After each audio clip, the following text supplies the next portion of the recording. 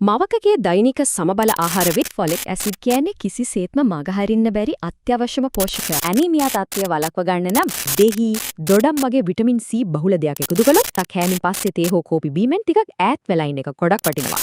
කුඩා මාළු තෝර ගැනීම වඩාත් සුදුසුයි.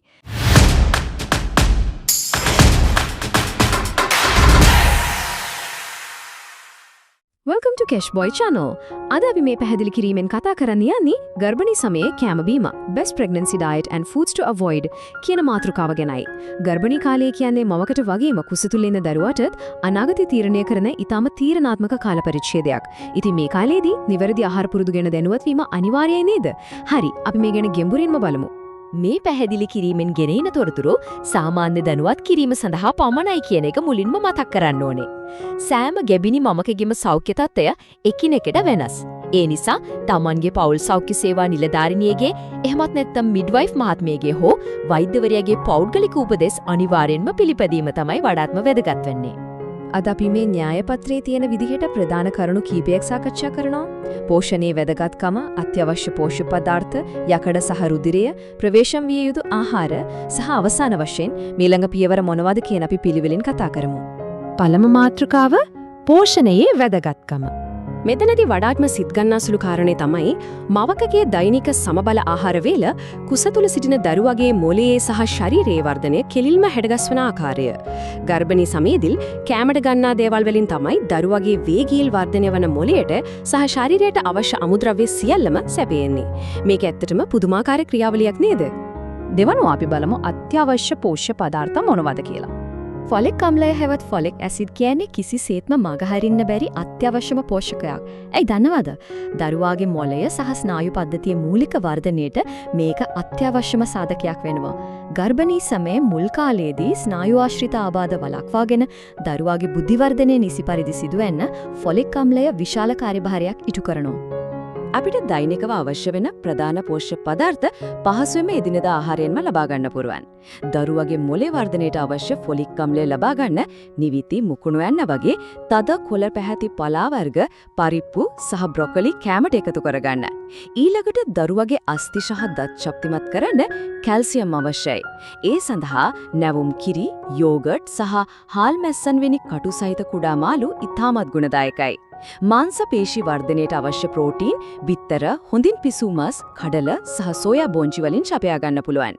ඒ වගේම ප්‍රතිශක්තිය වර්ධනය කරන විටමින් ලබා ගන්න කෙසෙල්, අලිගැට පේර, දොඩම් වගේ නැවුම් පළතුරු සහ විවිධ වර්ණ වලින් යුත් එළවලු ආහාරයට එකතු කර ගැනීමත් ගොඩක් වැදගත්. අපේ තුන්වෙනි මාතෘකාව තමයි යකඩ සහ රුධිරය. ගර්භණී සමයේදී මවගේ රුධිර පරිමාව විශාල වශයෙන් වැඩි වෙනවා. මේ නිසා රක්තහීනතාවය හෙවත් ඇනීමියා තත්ත්වය වළක්ව ගන්න නම් යකඩ බහුල ආහාර කෑම වේලට එකතු කර ගැනීම අනිවාර්යයි. රටෙහිදී මුද්දරපලම් සහ දිලුම් කියන්නේ කදිම යකඩ ප්‍රභවයන්. ඒ වගේම ගොටුකොළ, කංකුම් වගේ පලා වර්ග, කුරක්කන් සහ නියුඩ්ඩ සහිත සහල් දෛනිකව ආහාරයට ගැනීමෙන් ලොකු ප්‍රතිලාභයක් ලැබෙනවා. වෛද්‍ය උපදේශ මත පමණක් රතු මස් සහ පීකුදු සීමිතව එකතු කර ගන්නත් පුළුවන්. මේ ආහාර මගින් මව සහ දරුවා යන දෙදෙනාම ඊටාම ශක්තිමත්ව තබනවා. දැන් අපි බලමු ඊටමත් වැදගත් රහසක්. ඒ තමයි යකඩ ශරීරයට උරා ගැනීම උපරිම කරන්නේ කොහොමද කියන එක. යකඩ අඩංගු ආහාර ගන්නා විට ඒකට දෙහි, දොඩම් වගේ විටමින් C බහුල දෙයක් එකතු කළොත් යකඩ උරා ගැනීම ඊටමත් වේගවත් වගේම සාර්ථක වෙනවා. හැබැයි අනිවාර්යෙන් මතක තියාගන්න ඕන දෙයක් තියෙනවා. කෑම කාපු ගමන්ම තේ හෝ කෝපි බිව්වොත් ඒකෙන් යකඩ උරා ගැනීම සම්පූර්ණයෙන්ම අවහිර කරනවා. ඒ නිසා කෑමෙන් පස්සේ තේ හෝ කෝපි බීමෙන් ටිකක් ඈත් වෙලා ඉන්න එක ගොඩක් වටිනවා.